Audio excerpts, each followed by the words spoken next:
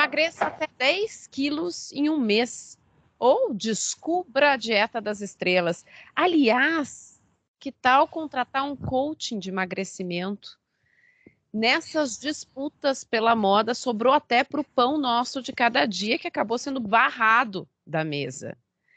Humanamente, programa da Band News FM, que é feito em parceria com o Instituto de Psiquiatria do HC da USP, hoje vai conversar justamente sobre dietas da moda e o que elas podem provocar na nossa mente, os transtornos alimentares. Por isso, está aqui comigo, como sempre, o psiquiatra Daniel Barros. Oi, Daniel. Oi, Ellen. Programa importantíssimo, um programa de saúde pública hoje mesmo, porque não sei se já foi mais moda ou se já foi menos moda essas dietas. Parece que tinham poucos canais assim para divulgar essas dietas da moda. Hoje, com a rede social, cada um tem a sua moda. Enfim, vamos ter que entender como é que fica essa neura pelo corpo e como isso está impactando a saúde mental das pessoas. Pois é, para nos ajudar a compreender isso, está aqui a nutricionista, coordenadora da equipe de nutrição do Programa de Transtornos Alimentares do Ambulim, do Instituto de Psiquiatria do HC da USP. Conosco a Fernanda Pciolaro. Fernanda, obrigada. Pronunciei corretinho o seu sobrenome? Perfeitamente. Muito obrigada pelo convite. E, de fato, esse é um assunto que sempre esteve presente na vida de muitas pessoas. Acho que até o Dr. Daniel falou que o meio mudou, né? Antigamente as revistas de dieta, né, e a banca de jornal era o maior fornecedor, além de celebridades, né, e as pessoas copiando as celebridades, isso acabou sempre acontecendo, mas o acesso a essas dietas era menor e elas acabavam sendo menos variadas. Hoje, o acesso pela internet trouxe esse conteúdo para pessoas desde muito cedo na vida, né? E as pessoas têm um acesso também a restrições alimentares que são muito mais graves do que as que eram promovidas no passado. E a gente tem visto a consequência disso, né, com o aumento do comer transtornado, do medo de comer, da relação ruim com a comida, com o próprio corpo, e de fato tem afetado muito a saúde mental de muitos jovens e para qualquer idade, né? A gente também tem visto pessoas maduras, experientes, inteligentes caindo em cada roubada. Ô, Fernanda, desculpa, não, desculpa, Ellen, mas é porque a gente comentou aqui, vamos passando como abertura, essa coisa da capa da revista, e era, né, assim, na época, anos 80, anos 90, até o começo dos anos 2000, as revistas, elas eram um grande canal de comunicação e sempre tinha, toda semana, uma dieta diferente, etc e tal. Eu só queria saber se o declínio da importância das revistas e a ascensão das redes sociais trouxe um impacto na prática. Assim, se vocês estão vendo realmente que isso fez alguma diferença, piorou, melhorou, só trocou 6 por meia dúzia, como é que isso na prática está aparecendo na busca por esse corpo idealizado, na busca por dietas radicais, como é que isso tem acontecido? Houve uma piora, sim, porque o acesso à revista ele era pago, né? Então a pessoa precisava comprar a revista para ter acesso a essa informação, e na internet essa informação ela está disponível para qualquer pessoa, né? Acho que também teve uma mudança importante, e tá curioso você falar, né, também, a gente falando aqui de revista, que eu sempre brinquei que se revista de dieta funcionasse, não teria cada página uma dieta diferente. A gente teria uma única dieta que seria um best-seller e era isso, funcionaria, seria ótimo. A história sempre foi essa, né? Não funciona, então vamos vender da semana que vem. Essa daqui não funcionou, vamos na próxima. E só que isso sempre trouxe também uma ideia de que a pessoa que estava comprando aquela revista ou fazendo aquela dieta e não conseguia seguir, ela era responsável por isso. Então, é como se você que não seguiu, porque você fez algo errado, porque você que é o culpado, a dieta é perfeita, você que não é. Né? Uhum. E Então já era um ambiente caótico. Mas hoje em dia, com a rede social e a exposição do corpo das pessoas de forma muito mais ampla, mesmo que cheia de retoques, né, acho que não existe hoje uma imagem nas redes sociais que não passe por um filtro, né? Esse vídeo que a gente está fazendo aqui, ele já é uma modificação da realidade, né? Então as pessoas mais jovens também não conhecem imagens reais, né? E elas então acabam buscando uma imagem que é impossível de ser conquistada por meio de dieta alguma. Elas estão em busca de um corpo que não existe. E o que ficou muito mais complicado foi o acesso à mídia a essas imagens retocadas e a esse desejo por um corpo que não é compatível com saúde. O Photoshop era para poucos, né? Hoje, com os filtros, é para todo mundo. O Photoshop é para todo mundo. Hoje você pode ser um cachorro, você pode ser um cavalo, né? E você pode ser a barriga chapada, e você pode ser a Kardashian, né? Com aquele corpo que é absolutamente fora do padrão e do que seria natural para a constituição física mesmo, né? Da maioria das pessoas. Então, o que passou, né? A piorar aqui um bocado, porque as pessoas hoje entendem que é possível, eu estou vendo a fulana que fez tal dieta e tem aquele corpo, então eu tenho que conseguir esse corpo também. Então, não só representa o fracasso é meu, né, como eu vejo outras pessoas que têm sucesso, o que era um pouco menor quando na época das revistas, né? Então, perfeito. Isso realmente agravou, né, a nossa situação. Eu lembrei aqui de um fato recente, não, na verdade, faz uns 2 anos, a cantora Anitta lançou um clipe que estava super famoso e ela pediu para deixarem as estrias e celulites dela à mostra no bumbum, naquele clipe, não botar filtro, não retocar. E isso era parte de um movimento, veja bem, que é construído, né? A mídia regulada, as revistas, elas tiveram que entender esse movimento. Tiveram que entender que há uma discussão hoje de representatividade, então a revista da dieta não pode mais falar em dieta para emagrecer, tem que falar em dieta para a saúde, na prática de exercício para a saúde. A mídia tradicional, de certa forma, parece que ficou meio regulada. Agora, se você entra no Instagram, até a mocinha, aquela que está falando sobre representatividade, está falando em aceitar suas imperfeições enquanto está mostrando um corpo perfeito e inatingível. Não tem regulação alguma. Né? E é isso que a gente vê, parece que a realidade é essa, é uma realidade perfeita, está ali todo momento tão pertinho da gente, afinal de contas está na tela do celular. É sobre isso que você está falando, né, Fernanda? Fica difícil acreditar que a realidade não é aquela. Exatamente, é isso, estou vendo, e tem muitas imagens, né, que mostram isso. Também há um culto ao corpo que cresceu muito, né, nos últimos anos. Então, o valor individual ele está muito pautado na imagem, né, e isso também acendeu ainda mais esse desejo de fazer uma dieta ou de fazer uma modificação alimentar para conquistar um corpo que seja socialmente aceito.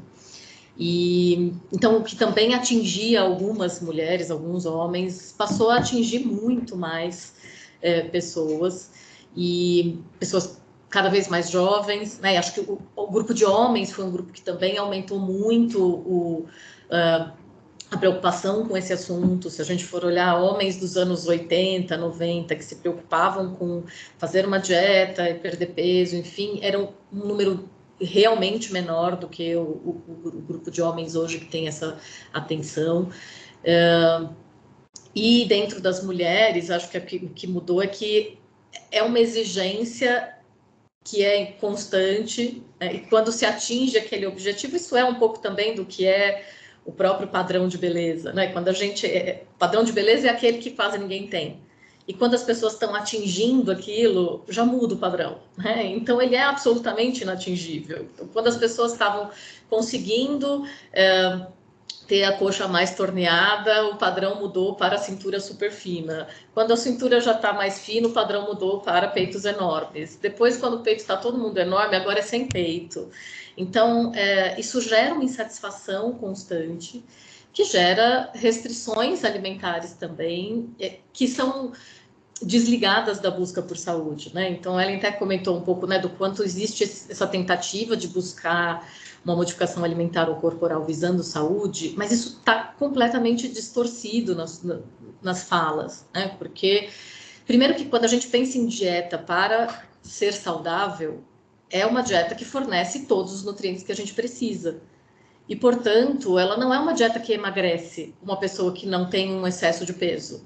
É uma dieta que mantém um corpo saudável e, portanto, provavelmente vai manter um tamanho normal, que muitas vezes é diferente da expectativa. Então, realmente é complexo isso, que achar, inclusive, uma dieta saudável é difícil. Porque eu tenho a sensação que as redes sociais vêm produzindo um discurso de representatividade, e aí você muda, né? Aí tem a menina aquela que posta com biquíni, diz hashtag gratidão, hashtag bumbum na nuca, que é as duas coisas juntas, ou seja, eu estou procurando ali uma saúde física e mental, e não, a minha dieta é pela saúde, o exercício físico é pela saúde, mas você percebe esse movimento, por exemplo, te procurando, de pessoas que estão preocupadas com a sua saúde, ou no fundo, se eu chegar lá no nutricionista e ele disser, não, ó, tem uma dieta aqui que vai te deixar 10 quilos em um mês, dane-se a minha saúde, vamos lá. Então, acho que a saúde ela tem sido uma máscara, né, para esse desejo de ter um corpo socialmente aceito. Então, até o contrário, quando a gente diz, não, saudável é comer comida, saudável é comer arroz, feijão, salada, frango, batata frita eventualmente, uma pizza no final de semana quando você sai com seus amigos, isso é saudável. Saudável é você ter equilíbrio, saudável é você poder atender as necessidades do seu corpo de fome, de saciedade, de vontade, inclusive, porque a gente também não vive só para... a relação do ser humano com a comida é muito maior do que só o fornecimento de nutrientes. A gente, se só ter nutrientes fosse suficiente, a gente vivia de cápsula e estava tudo bem, né? O cachorro vive de ração, a gente não vive de ração. E eu não consigo acreditar, Fernanda, você me corrige se eu estiver errado, mas eu não consigo acreditar que uma barriga chapada é saudável. Eu vejo aquilo e falo assim, eu até brinco que eu tenho medo de pessoas com barriga chapada, porque uma pessoa que é capaz de fazer aquilo com o próprio corpo, o que não pode fazer com você, né? Porque aquilo é muita restrição e muito exercício num nível que não é normal, né? Não deve ser saudável aquilo. Para a maioria das pessoas não é. Eu acho que deve ter lá 1% da população que está completamente fora, né, assim, do padrão, e que hoje é bem visto, mas que em outras épocas também não era, né, mas que se encaixa nesse perfil, que pode até ser saudável. Mas para 99% das pessoas, nem cabe todos os órgãos dentro de uma cintura tão fina, né? Então, realmente não é. Se a gente for pensar no tamanho do fígado, no tamanho né, dos intestinos, não cabe aquilo numa barriga minúscula. Né? Então, realmente é incompatível, e o esforço que precisa ser feito para conquistar um corpo que não é natural, ele realmente não é saudável. Né? Uma pessoa que se exercita 3, 4 vezes na semana, um exercício de intensidade moderada, que come comida saudável e com moderação, não vai ter um corpo barriga chapada. Vai ter um corpo normal. Eu posso falar por mim, posso dar o meu testemunho pessoal aqui, já falei mais de uma vez no Humanamente, eu não gostava de atividade física, não fazia, era sedentário, aí meus filhos nasceram, eu resolvi fazer para tentar adiar a morte, né, ficar mais saudável, né? Hoje eu faço atividade física de moderada, intensa, 4 vezes por semana, tenho uma dieta equilibrada, fiquei mais forte, nunca tive assim um físico como eu tenho hoje, e a barriga não vai embora, Fernanda, não, eu já falei para os meus amigos, ó, desencana, isso aqui veio para ficar e não vai mais embora. Só que tá tudo bem, né? Pelo que eu tô dizendo, pelo que eu tô vendo aí, tá. Saúde até também, porque saudável é exatamente isso que você está dizendo. Eu percebo um corpo mais forte. Saúde está ligado a ter uma massa muscular que é ativa, que né, que está presente, e não ter um excesso de gordura. Que hoje as pessoas entendem excesso de gordura com qualquer gordura que eu consiga pegar. E isso não é verdadeiro. Né? A gente tem alguns estudos antigos já, né, mas que, sei lá, dos anos 60, 70, mas que mostraram que a maior parte da população, mesmo sem a obesidade, vai ter lá em torno de 30% de gordura, 25%, 30% de gordura, que é uma quantidade de gordura suficiente também para que você tenha seus hormônios produzidos, que você tenha transporte de vitaminas lipossolúveis, que você tenha uma proteção do frio, da imunidade. Então, a gordura tem um papel importante no corpo da gente. O excesso de gordura que é algo que pode ser um problema, né? Mas hoje a obsessão das pessoas não é só pelo excesso, né? Aliás, as pessoas que vivem a obesidade estão sofrendo muito, né? Porque se uma pessoa com um corpo normal fica se julgando como gorda, como alguém que está inadequado, como está deformado, uma pessoa que de fato tem uma questão corporal que ou por genética ou por questões, sei lá, quaisquer da vida, tem um peso maior, ela vai se sentir absolutamente inadequada na sociedade. Fernanda, eu quero começar esse momento da nossa conversa com uma provocação. Estávamos algumas mães aqui do Grupo Bandeirantes conversando esses dias e constatando que filhas muito novas 3, 4 anos de idade, já começam a fazer observações sobre se comer chocolate engordar, questões desse tipo. E aí essas mães que estavam ali conversando, eu estava junto na conversa, disseram assim, poxa, mas eu sou tão desconstruída, me preocupo tanto em não passar isso para minha filha, em não mencionar essa questão na frente da minha filha. E será que está fazendo assim? E chegamos à seguinte conclusão, nós somos assim conosco, né? Por mais que eu não fale para a minha filha que isso vai engordar, eu me olho no espelho e digo, poxa, eu engordei, eu estou o tempo todo me patrulhando. Eu queria saber se você, aí não que é uma referência do tratamento de transtornos alimentares no país, percebe isso. Quer dizer, dá para a gente tentar aliviar o peso só dizendo assim, não vou falar sobre isso na frente da minha filha, sem dar o exemplo? Não dá mesmo, e você já respondeu, porque é exatamente isso. Como nós temos visto uma sociedade que se cobra em relação ao corpo e ao que come o tempo todo, isso é captado mimeticamente, né, pela criança. Então, a criança observa e ela... você não precisa dizer, filha, você não deve comer isso. Mas quando você tá lá dizendo, agora chega de chocolate, senão eu vou virar uma baleia. Você está fazendo um julgamento que ela entende como algo negativo e que ela entende que ela não quer, né? Então, a gente vê e que é algo que diminui, né, aquele indivíduo. Então, muitos dos transtornos alimentares começam com famílias, é muito frequente também em famílias em que esse assunto é muito presente, né? Tanto para criança mesmo, olha, não come isso, senão você vai ficar gordo, você já está gordinha, não é para comer mais, enfim. Mas também, muitas vezes, em que isso não foi dito para a criança em si, mas para qualquer outro membro da família. Então, você foi falando, eu me lembrei de um caso de uma criança que foi fazer o tratamento, em que a história dela foi, eu parei de comer, porque na família tinha um primo que era mais gordinho, acho que ele nem era obeso, ele tinha o peso um pouquinho mais, que ela ouviu uma pessoa dizendo, olha, você tem que se cuidar, porque senão a sua mãe não vai gostar tanto de você. Não comer tanto, né? E aí a menina ouviu isso, e aí a partir de então ela passou a não comer, porque ela entendeu que se ela não comesse, ela seria mais amada, né? Então, não era nem diretamente para ela, mas isso foi entendido como algo que era algo que ela poderia fazer. A criança é muito concreta, né? Então ela vai ouvir aquilo que a gente está falando muitas vezes de um jeito subjetivo e vai levar para o concreto de um jeito em que ela também não compreende, né? Mas que acaba prejudicando muito a vida e a saúde dela.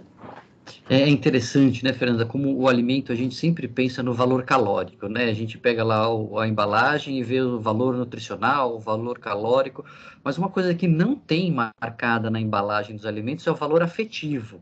O alimento tem também um valor de afeto e que eu sempre pensei nisso, nessa frase como um afeto positivo. Então, nossa, tem comidas que nos agregam, tem comidas que nos remetem à infância, ao almoço de família, etc. Mas ouvindo você falar aqui, eu pensei que também muitos alimentos, para muitas pessoas, eles acabam recebendo um afeto negativo.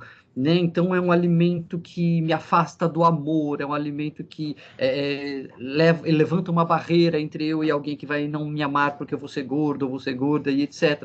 E a gente tem que ficar muito atento também a essa importância emocional dos alimentos, né? Sem dúvida. É isso que nos diferencia de qualquer outro animal, né? A nossa relação com a comida, ela é antropológica, né? Assim, ela é que faz a gente ser a cultura que a gente é, né? Isso está sempre ligado à alimentação também. E a história da nossa vivência em torno da comida, ela pode ser positiva, né? E esse é o que a gente como responsabilidade mesmo para quem cria uma família, ou crianças, ou pessoas mesmo próximas, não importa quem, é cultivar essa relação positiva com a comida. Então, a gente acabou de passar pela Páscoa, e isso faz com que a gente use a comida como um símbolo também, né? Então, claro, eu poderia comprar uma barra de chocolate, mas isso não tem a mesma simbologia de um ovo de Páscoa, né? Porque o ovo ele tem uma representação de doação, de cuidado, de troca de amor, é simbólico. Então, o gosto do chocolate é o mesmo, mas a característica, né, do como isso para algumas famílias mais, para outras menos importante, mas que isso traz um afeto, né, importante. Então, cozinhar junto, sentar para comer junto, ter momentos de lazer que envolvem comida, é algo que ensina afeto positivo. E ensina afeto positivo através da comida, mas para qualquer outro afeto, né? Ensina cuidado, ensina atenção. Inclusive, tem alguns pesquisadores, tem uma pesquisadora americana que estuda muito isso, ela chama Diane Newmark-Steiner. Ela estuda a relação da comida com criança e adolescente, e ela já mostrou o quanto esses momentos de comer em família com relações positivas diminui o risco de sexualização precoce, de uso de drogas, de transtorno alimentar, de obesidade. Então, é muito maior do que o que só manter a pessoa saudável ou não, né? Isso parte ensina... do ritual mesmo humano, né? Parece assim, a humanidade, ela se formou em volta de fogueiras comendo, né? No final das contas. Exatamente, a gente é coletivo na hora de comer, né? E a gente precisa dessa troca. Então, claro que não precisam ser todas as nossas refeições, algumas a gente vai... Até também é importante que algumas refeições sejam simples, mais básicas, e que eu coma sozinho e só para a necessidade nutricional do corpo. E que algumas outras refeições sejam coletivas, especiais, aí não dá para ser só quinoa com chuchu. Né? Aí nessa você não vai fazer uma confraternização de, né, sei lá, alface com... Então, tem espaço para quinoa e chuchu, e é uma delícia, se for bem ensinado. Eu acho que também a relação positiva com a comida simples é importante, né? Essa coisa do arroz e feijão de todo dia, ou das comidas que são nutricionalmente ricas, mas que têm um valor que não é de obrigação de comer, é um valor de como ela pode ser gostosa também. Né, do tipo, hoje eu só queria comer uma salada bem fresquinha, um peixe que acabaram de pescar e eu fui lá para comer quando eu estou na praia, sei lá, um prato de arroz e feijão fresco que acabaram de fazer, né? Às vezes isso é mais gostoso do que uma pizza, né? Acho que a pandemia ensinou um pouco disso para algumas pessoas que viveram de delivery por 2 anos, né? Porque tinham pessoas que não sabiam cozinhar, não tinham nenhuma habilidade, comiam fora e passaram a pedir delivery. E aí, algumas até diziam assim, gente, eu não aguento mais, eu queria só um arroz, feijão, um bife, só isso, uma saladinha fresca. E esse é um alimento que é muito mais difícil de você ter acesso nesses aplicativos, né, de entrega de comida, porque sempre vem alguma coisa um pouco mais pesada. E então ensinar que tem espaço para tudo, e que as comidas têm espaço tanto para ser gostosas no básico quanto para ser gostosa na comida especial. Elas só precisam estar encaixadas dentro de um contexto adequado. Fernanda, você chegou a mencionar aqui um momento, né, sobre a questão de que hoje em dia as pessoas têm mais restrições alimentares. E aí existem as restrições de fato, né, pessoas que são alérgicas, que são intolerantes, mas existe o tal do não pode leite de vaca, pãozinho, nem pensar. e de repente virou algo que, alimentos que são inclusive da nossa cultura, passaram a ser proibidos. Te pergunto, quando a gente faz uma dieta restritiva demais, né? Tiro o carboidrato total da minha vida e não sou alérgica a carboidrato. Isso pode ser gatilho para futuros transtornos? Para piorar o caso? Sem dúvida. A gente diz que nem toda dieta leva a um transtorno alimentar. Né? Sem dúvida, tem gente que vai fazer dieta e não vai passar por isso, porque também envolvem outros fatores predisponentes. Mas 98% das pessoas que têm transtorno alimentar iniciaram esse transtorno alimentar com uma dieta restritiva. Então, para um indivíduo que tem já uma predisposição, fazer uma dieta restritiva é um gatilho para o início de um transtorno alimentar, sem dúvida nenhuma. Né? E a gente tem vivido restrições que são cada vez maiores mesmo. Né? Então, se a gente for olhar anos 80, até anos 70, a restrição era coma menos calorias do que você gasta. Né? A gente falava muito do consumo, né, e gasto. Depois passou um outro período em que saíram lá milhões de reportagens do quanto o colesterol era ruim e do quanto a gente tinha que reduzir o colesterol. Então virou uma fase, anos 90, assim, de obsessão por retirada de gordura. Com uma ideia de que se tirasse a gordura de tudo, a gente teria menos obesidade no mundo e mais saúde. E aí realmente houve uma redução do consumo de gordura no mundo, mas não houve uma redução da progressão da obesidade. Então, passado aí alguns anos, as pessoas dizem, não, o problema então não é a gordura. Até porque daí se descobriu que tinha gordura insaturada, que era boa, e que, enfim, né, e que o colesterol não era exatamente o vilão que imaginavam que era e tal. E aí, o que então entenderam? Bom, então, se não é a gordura, o que pode ser? Então é o carboidrato. Aí passaram para outro grupo, né? Então tira todo o açúcar, até porque nessa retirada de gordura, para a indústria sobreviver e deixar a comida gostosa, ela enfiou um monte de açúcar ali, né? Então aí açúcar invertido, maltodestrina, xarope de glicose, de todos os tipos de açúcar para deixar a comida atrativa. E aí, tiraram, então vamos tirar o açúcar dos alimentos. Aí vieram uma outra fase, então tira tudo quanto é açúcar. Aí veio tudo quanto era produto light, né, com rico em 1000 adoçantes diferentes, enfim. Isso também não freou a obesidade. E aí o que acontece? Quando você tira todo o açúcar, o que as pessoas começaram a fazer? Comer um monte de proteína. Então a gente veio depois de uma outra fase em que as pessoas se entupiam de proteína, né? Era whey protein, café da manhã, almoço e janta, 200 kg de ovo, né? O cara que vende ovo deitou e rolou nesses anos que passaram aí, né? A gente comendo 30 ovos por dia, né? Uma coisa que é absolutamente... Ovo é ótimo, mas 30 não importa se era ovo ou maçã ou qualquer coisa, ia ser muito, né? E aí passou-se por esse exagero proteico, que também tem consequências, né? Então as pessoas tanto ficaram intolerantes, um tanto, pela falta de consumo. Porque o consumo é o que estimula a produção de enzima digestiva, por exemplo. Então, se eu não como nada de lactose, meu corpo não tem por que produzir a enzima que digere lactose. E aí, quando eu vou comer, me dá uma indigestão, me dá, né? Então, um tanto foi porque as pessoas restringiram por um tempo, e aí, quando voltavam a tomar, tinham o mesmo desconforto. Um tanto é moda, né? E é a coisa do que nós vamos tirar hoje, porque já tiraram o carboidrato, já tiraram a gordura, já tiraram a proteína, quem vai ser Qual é o próximo, né? A próxima vítima. E as coisas acabam ficando completamente sem sentido, né? Então, as pessoas falam, não, proteína é maravilhoso, só não pode comer glúten. E eu, que sou nutricionista, fico pensando, glúten é a proteína da farinha. Então, por que proteína é ótimo e glúten é horrível? Se era uma proteína. Né? Eu entendo que para um celíaco, claro, isso é uma questão, mas para quem não é celíaco, qual é? Então, muitas coisas são incompatíveis, né? Assim, as pessoas mesmo dizem assim, eu vou fazer uma dieta sem nada de carboidrato, vou trocar meu pão por tapioca.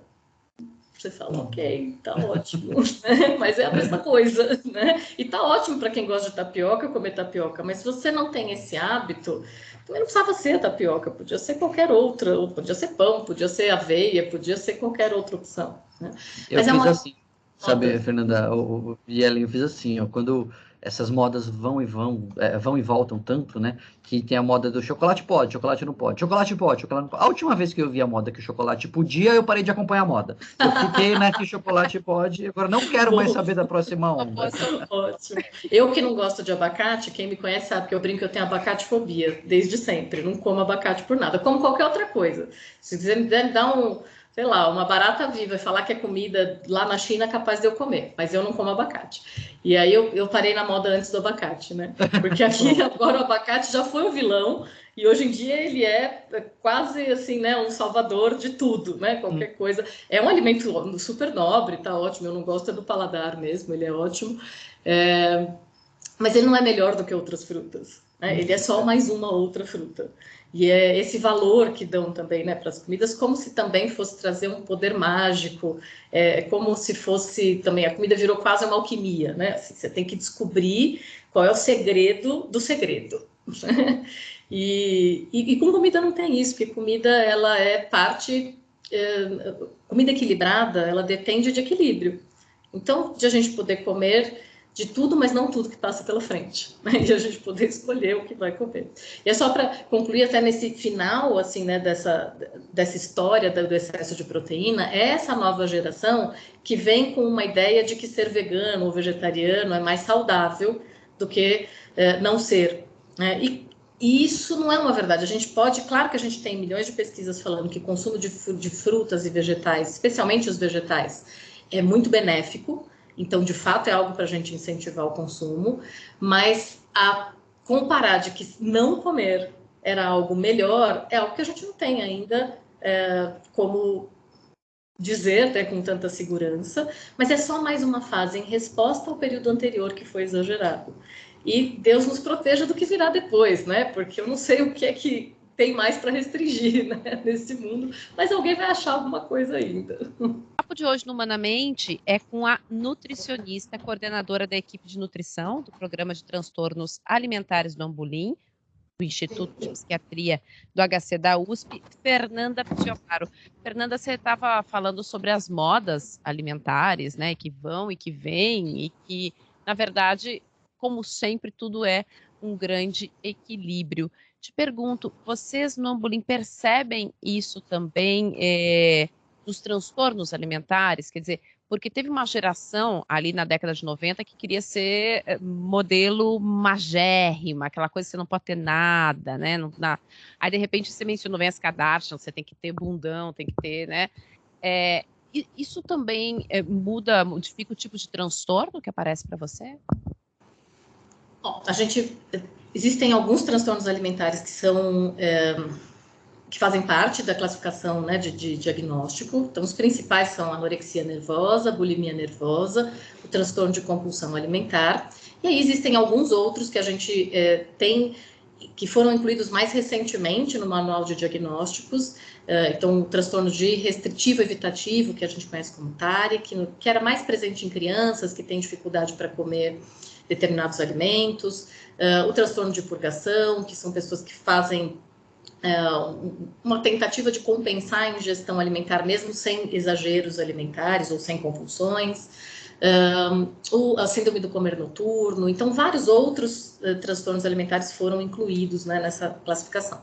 Mas pensando nos três principais, né, na anorexia, bulimia e transtorno de compulsão alimentar, diria que talvez cada um deles tenha um ideal de corpo, talvez almejado diferente, e claro que isso é individual, né? Então, tem pessoas que têm uma busca, por exemplo, na anorexia, é mais comum que a busca seja por um corpo menor do que o que é saudável, né? Então, um peso que é menor do que é sabidamente saudável. E até uma negação de que esse baixo peso possa ser um problema. Então, em geral, essas pessoas têm um ideal de beleza mais magro. E aí, talvez elas acompanhem como beleza pessoas com um peso muito menor, como modelos, ou até, às vezes, como outras pessoas com anorexia, são referência, né, de corpo e beleza. Para a bulimia nervosa, é mais comum que sejam essas que têm uma quantidade de gordura corporal menor, mas não necessariamente um peso super baixo, né? Às vezes sim, né? Até porque o padrão de beleza é de um peso super baixo, né? Então, se a gente for pegar, por exemplo, Gisele Bündchen, numa época de auge, né, de carreira, ela tinha IMC 16, que é uma desnutrição grau 2. Né? Então, ela era... É o índice de massa corpóreo, né? Para o ouvinte que não está acostumado, é uma relação entre peso e altura. Obrigada, doutor Daniel.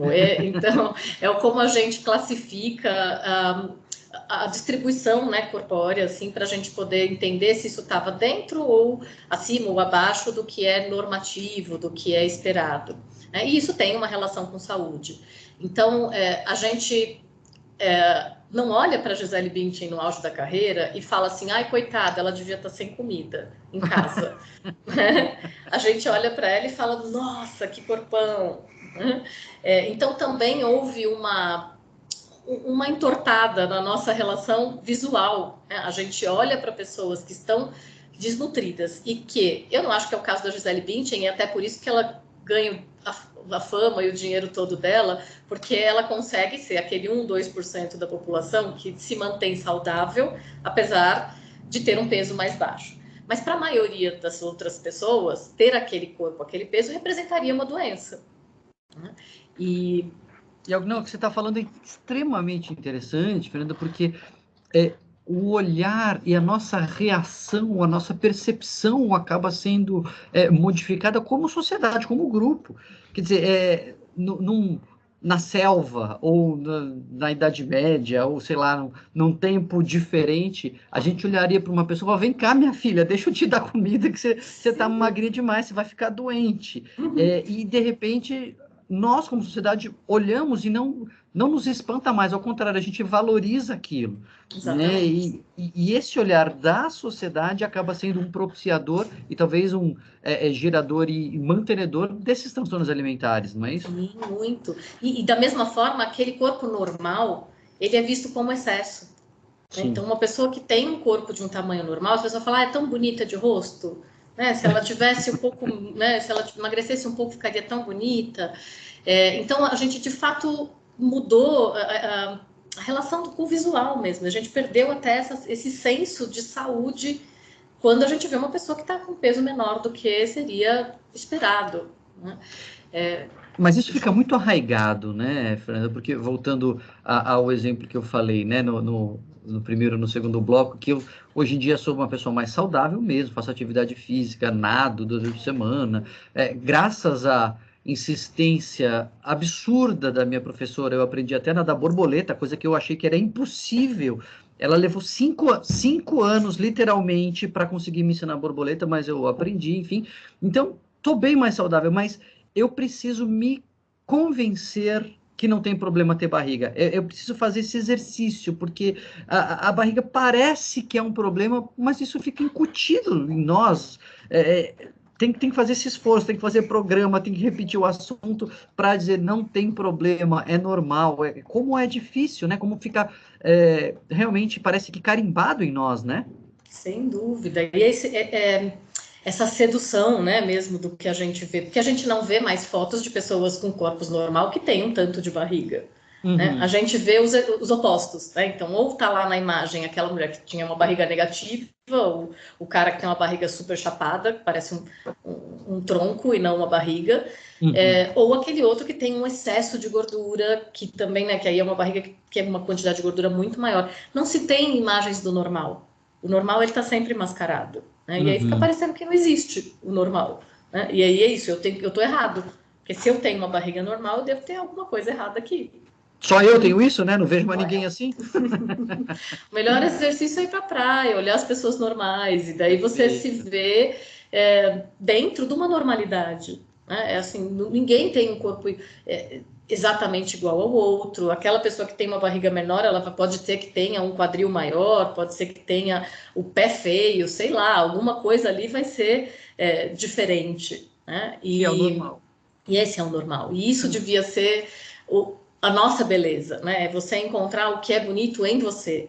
E que pode ser que a barriga não seja o seu auge, né? Mas fazer borboleta né? E é difícil pra caramba. E isso conquistado pela maestria, né? De você ir lá e treinar de novo, e de novo, e de novo, com o objetivo de superar você mesmo, né? E de você conquistar. E a superação não veio por uma barriga chapada. A superação veio pela conquista de algo novo, né? E isso tem um valor de autoestima muito maior do que uma barriga chapada. Porque a barriga chapada você perde qualquer hora. É verdade, eu tenho muito orgulho. E olha, boa que você falou, Fernanda. A barriga chapada você a cada dia tem que conquistar, né? O borboleta eu aprendi.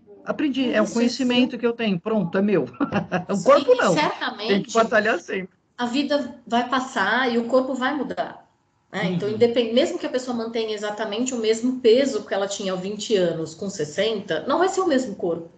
Perfeito. Então, é algo que é também difícil de sustentar como valor ou como autoestima, porque ele vai mudar e a gente vai ter que se adaptar a isso. Se o seu gancho é esse, né? Se todo o seu valor é aquele corpo que você tem naquela idade, esse corpo vai mudar e você vai ficar sem valor. Da cadeira. Né?